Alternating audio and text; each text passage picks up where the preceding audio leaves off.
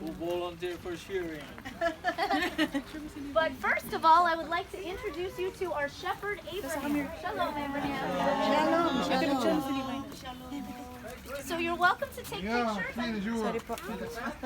I'm going to start talking to you about the sheep while you're taking pictures.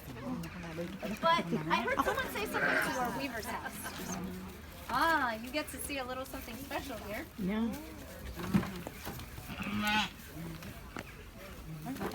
Oh, in Jesus' name. Oh my God. Oh Lord. Oh. Wow. Oh, nanganak. Oh, nanganak na sheep. Oh, wow. Wow.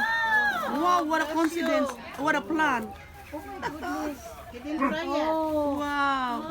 Oh, kinain na yung ano. Wow. How great is that? Wow. We are born to serve the Lord. Yes, this does not happen every day. Yes, we are born to serve the Lord. Yes. The mother is happy. Oh, kadargara pa lang. Nililinis niya, oh. Wow. May doon. Open.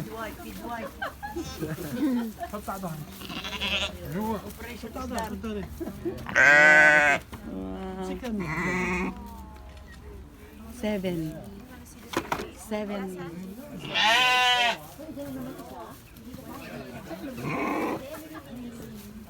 Cute.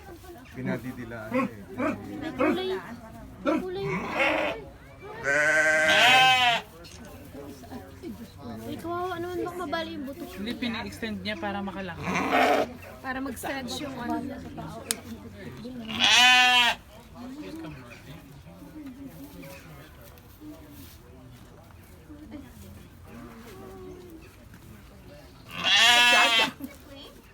Like I said, we have our own sheep here at Nazareth Village, and we shear them closer to the summertime, and then we use their wool to make things, which you'll see later on in our weaver's house.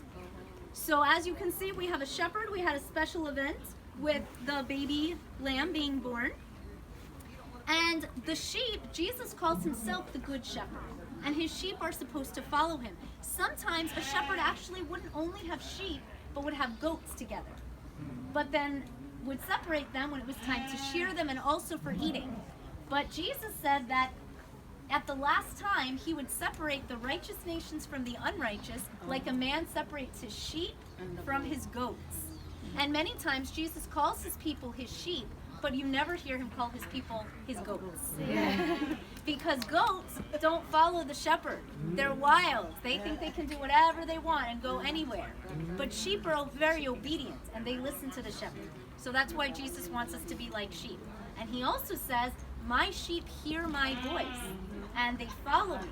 And just like the sheep, when they hear the voice of the shepherd, they'll follow the shepherd. They're not, if one of you called the sheep and said to come with you, they wouldn't listen because you're not the shepherd. They don't know your voice. So just like Jesus wants us to hear his voice and not just listen to the voice of anyone, but follow the voice of the shepherd. Amen. So this little pen that you see with the wood is called a sheepfold. And this would be used if a shepherd had to take his sheep out for a few days away from their home in order to find enough food for them to eat. So the shepherd would stop for the night, find some kind of a cave that would give them some protection, and then he would make sure all the sheep were in, he would close the door, and then the shepherd would actually lie down and go to sleep right in front of the door of the sheepfold. So the shepherd would actually become the door of the sheep. And this way, none of the sheep could get out and nothing could come in to hurt the sheep. And that reminds us of how Jesus said, I am the door. And just like the shepherd becomes the door for his sheep, Jesus becomes the door for us. No one can come in or go out except through him, and he makes sure that his people are safe.